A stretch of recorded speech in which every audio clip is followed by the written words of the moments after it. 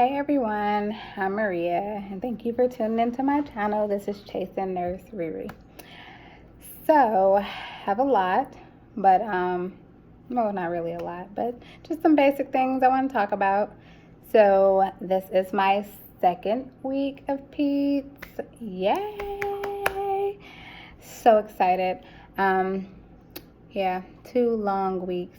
Our sessions are 8 weeks, so by this being my second week, it's just everything happens at a very rapid pace. So I have been bombarded with a lot of information for growth and development for preschool, infant, adolescent. So I mean, we're at that stage right now, just having a ton of information, immunizations, the growth rate, everything. So I'm pretty overwhelmed with that part. It's a lot of information, but I just got to figure out a way to how to group it based on preschool, infant, school age, things like that. Just got to find a way to kind of memorize it, learn it, and categorize it so I can figure out how to break it down and actually retain the information since it is a lot. So, I do have something for you guys. Guess what? Yes. I am certified certificate right here for mandated reporting. So I took a 2-hour course. See that? I think it was about 2 hours, maybe a little bit shorter than that. No, I think it was about 2 hours. It was really long. So I took that course or whatever. Oh, on there it says 1 clock hour. It was like 2 hours, I kid you not. But anyway, so now I am a mandated reporter. So that just means to tell you that, like, if anybody comes to CHOA and I suspect any type of abuse whatsoever, I get to report them. I know a lot of people may not take that as serious, but it really is serious because I am one of those people that if I see something, I will want to say something. So I will want to be able to, tell somebody, hey, this is what's going on, this is what's happening, and be able to step in and help someone, especially a child. So with that being said, I am a mandated reporter. I did learn a lot from the course. I did take away one of the laws, forgot the name of it. I know it's bad, but I wrote it down. I have notes for it. So I did write it down, and it's pretty much where a physician can take custody of a child until the authorities get there if they suspect abuse. So I did learn a lot with that. And I learned that, like, a lot of people are mandated reporters, like teachers, school nurse, counselors, school counselor, social workers, things like that. So I was like, man, not just nurses and doctors are a mandated reporter, but, a lot of other people are. And, of course, if they see it, they can report it. So I guess since I know a lot of other people are mandated reporters, then hopefully we can keep down that rate of abuse. I hope. I really do. So got that out the way. Had another assignment due where you have to do like an assessment of a child. Man, that was like another 2.5-hour assignment there. It was really long and thorough, but I believe with that it breaks down and I'm able to understand what exactly I'm looking for with the child, different ways to deal with the child, because I told you guys that PEDS isn't my strong suit, but the actual assessment, the methods, they explain to you how to deal with certain things, how to listen to them, how to get the things that you need for your assessment. So it was really helpful. I wrote down like 5-6 pages of notes. So this weekend I plan on going through that so I can put them in my little notebook here. So I told you guys about my little note cards. So these are my little handy dandy note cards that I could just put in my pocket. I had one. I got this from my this idea from my mother baby course, because with that one I had a little pink one and it had labor and delivery on there, and it had like all my medications, like my Pitocin, Metrogen, Hemabate, all my medications that I needed like readily. I needed that information right then and there. So it did give me that, and I was able to write it down, understand like what my contraindications were. So I figured I'd do the same thing for PEDS, which I haven't written down all of the medications yet. We do have 50 medications for this course, which is helpful because it lets you know what medications to use for what specialty, what's the most commonly used medications. It helps you also to write that information down and know it. So I do like that, and I will put this in here just when I get a little bit more time.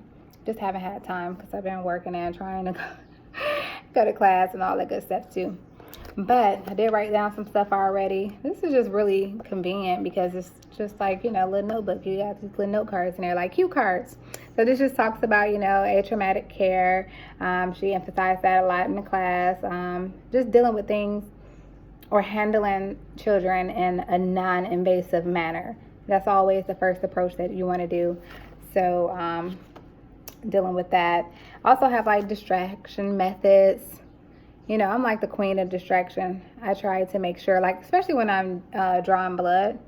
Oh my God. Although I don't deal with children on a daily basis, drawing blood is so easy for me, especially when I'm trying to distract other people.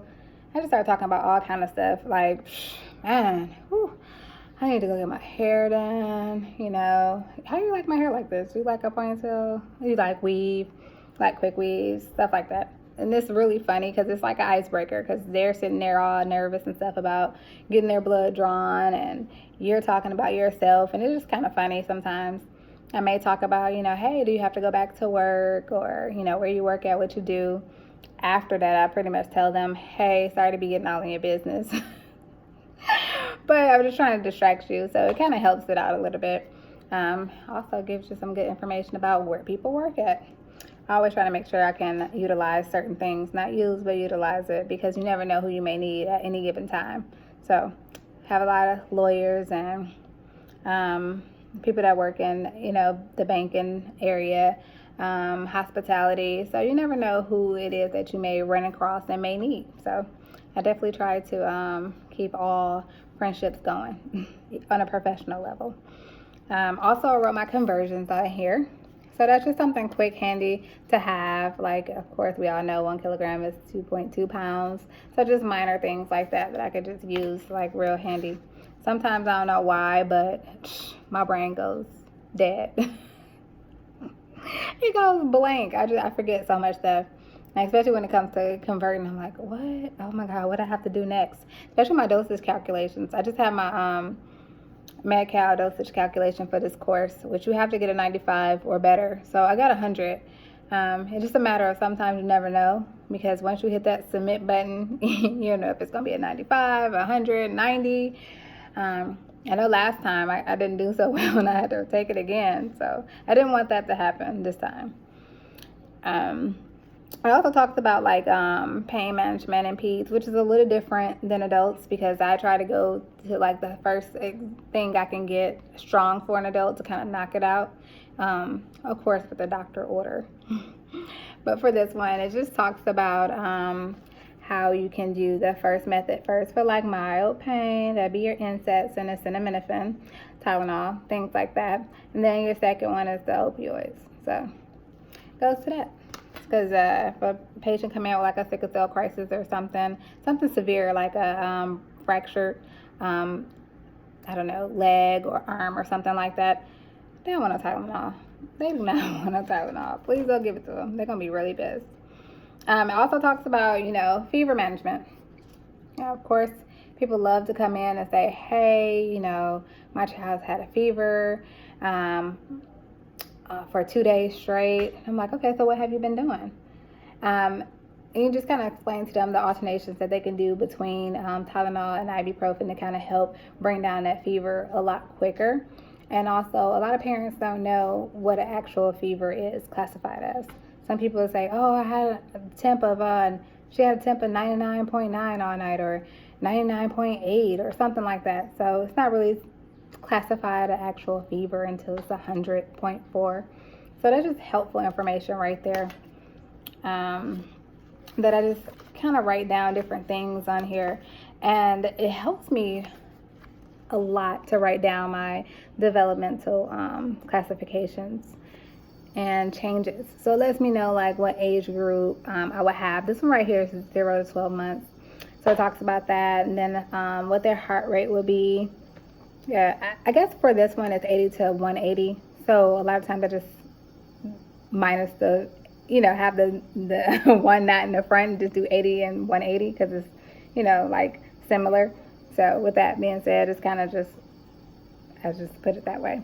And then of course the heart rate, and then you have your blood pressure right here. My blood pressures I can never remember, so I have to always like pull it out once I do the blood pressure. I do the blood pressure, and a lot of people do their blood pressure differently. I know I did work with someone who took the PEDS blood pressure, and they did it around their thigh. But of course, I've never done it around the thigh before for a PEDS patient. I guess because the PEDS patients I have not been younger than 12 months.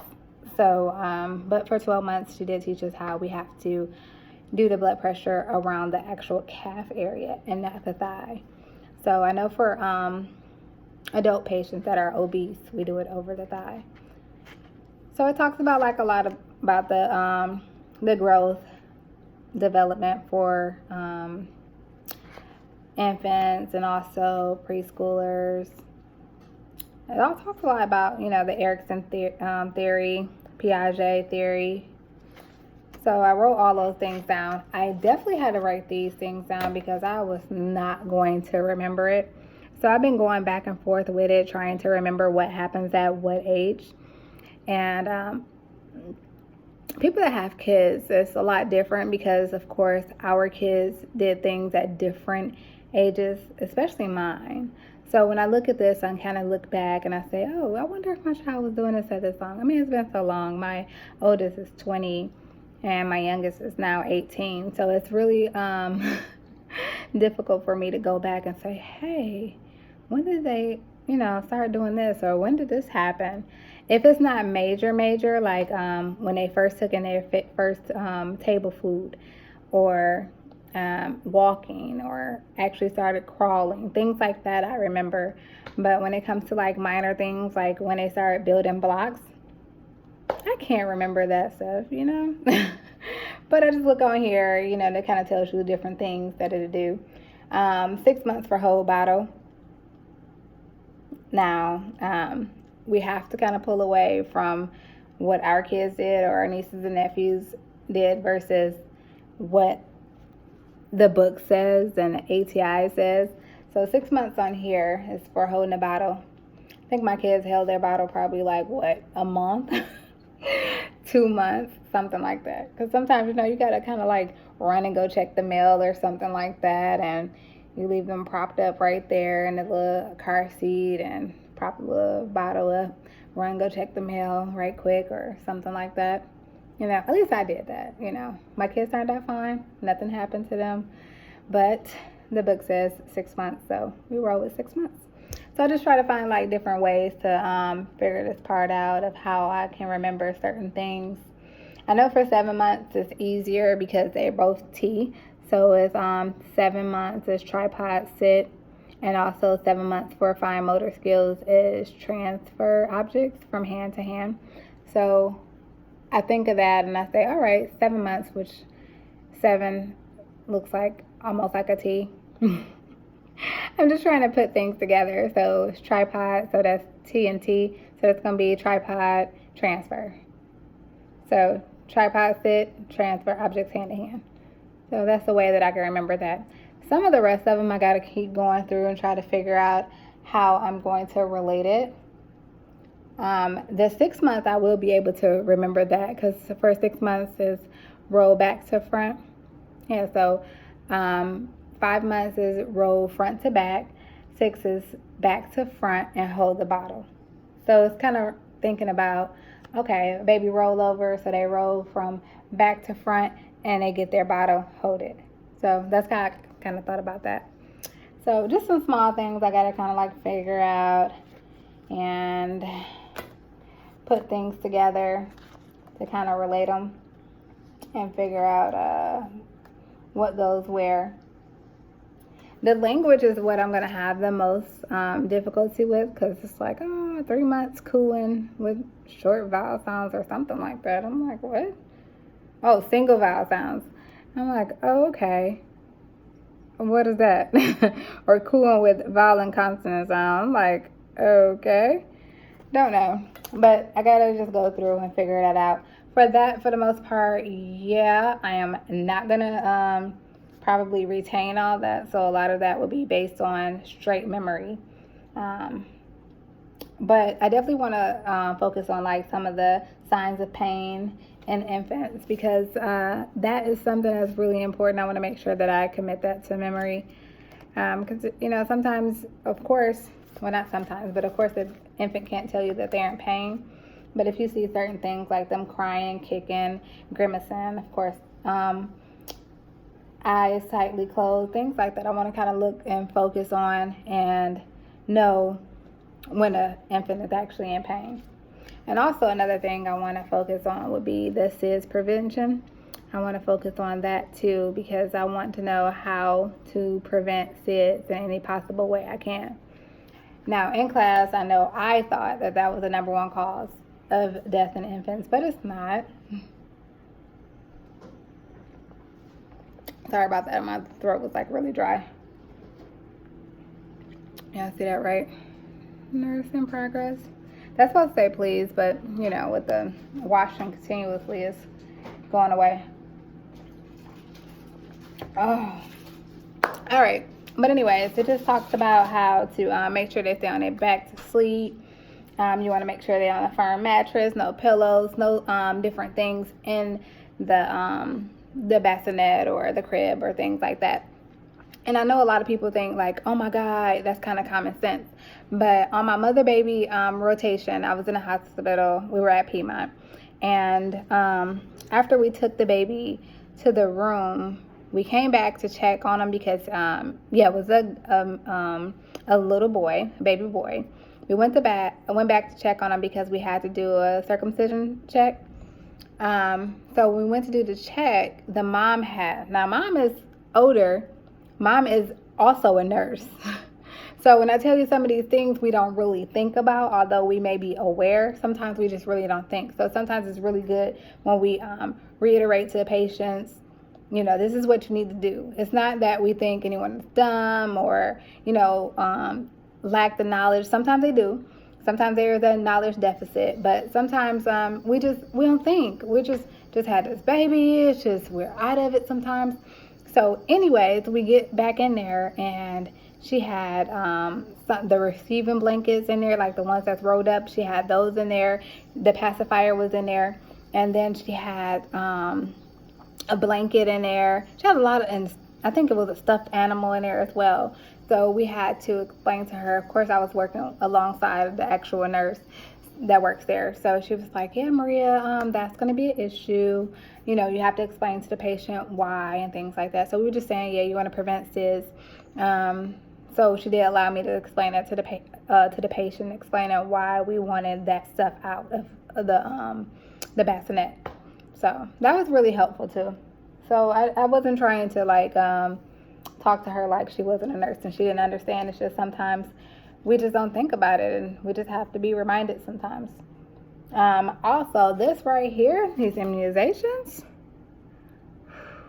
Yeah. So what I have to do first is memorize these, okay? And then I will commit them to memory because I know that I do have to know those, understand it, and actually be able to know what is due at what time. And I plan to do that. I really do. I honestly plan to make sure that I know what's given. Well, I know Hep B is given at birth. I know that part from mother baby because we had to give it along with the vitamin K and erythromycin. So I knew those things already. But the rest of the stuff, I got to kind of think about it, write it down, all that good stuff. So this is really, really, really coming in handy for me. It really is. I'm really enjoying it. I want to show you guys something else too. Let me see if I can find it. When you're looking for stuff, you just can't find it at all. All right, so this is the newborn primitive reflexes. So this is when it is expected for the newborn to no longer have these things. Like, these things should disappear at a certain age. So we just rearranged this in my class. We rearranged it. It was not in the Mars format, but it's just a way that it helps us to remember it. So one of my classmates suggested go to Mars in 4 months. So we wrote it out as Mars here. So that's the Moro disappears in 4 months. That's that startle reflex, when the baby just looks startled when you put them down like that. What's that? Asymmetric tonic head neck disappears. That disappears at 4 months as well. So it's just all these things right here that disappears at 4 months. So that was one way that we can remember it. And then we thought this was going to be like 3, 2, 1, but then we realized that this the middle one here, the Babinski being positive, is 1 to 2 years. So that kind of threw off our months thing that we have right here. So I don't know. We just remember it as PBS and try to remember this time frame right here.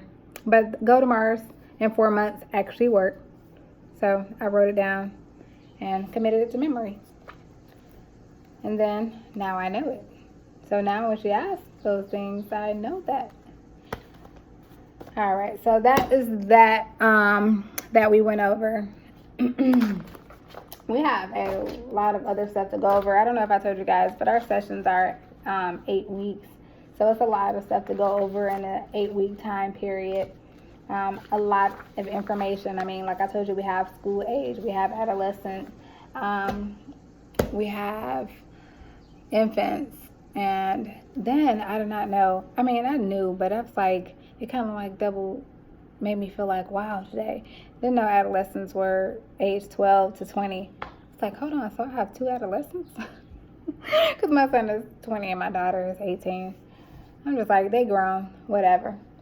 But I was talking to one of my classmates today, and I just pretty much was telling her that this is a lot of information. It is overwhelming. This class has a lot of information, but it is really, really, really boring. Yeah, boring. And I think it's because I'm not really interested in PEDS. I think that's what it is. But it's still nothing that's really the information or the way it's set up or the way it's taught or anything that's really interesting to me. So I guess with labor and delivery, I just really was like over the top. I enjoyed the class, and then when I got to the clinical aspect of it, I really enjoyed it. So I'm like I was explaining to my classmate, I really hope that it goes the same way. I hope that, well, I'm not going to enjoy the class because the class is boring, but maybe when I get to clinicals, it may be better. You know, I may have fun, and it may be able to put more things in perspective, and I may be able to learn a lot. I probably won't become a PEDS nurse, but I think that I will at least be able to understand and appreciate the information and commit it to memory. So I think that'd be a good thing out of it. And I mean, worst case scenario, I became a mandated reporter. I know, right? That's how I feel about it. But I have a quiz on Thursday, so I'm gonna get prepped for that, and I'll let you guys know how it goes on Thursday. So until next time, see you guys later. Thank you for following my journey. I really appreciate it. So until Thursday, thank you.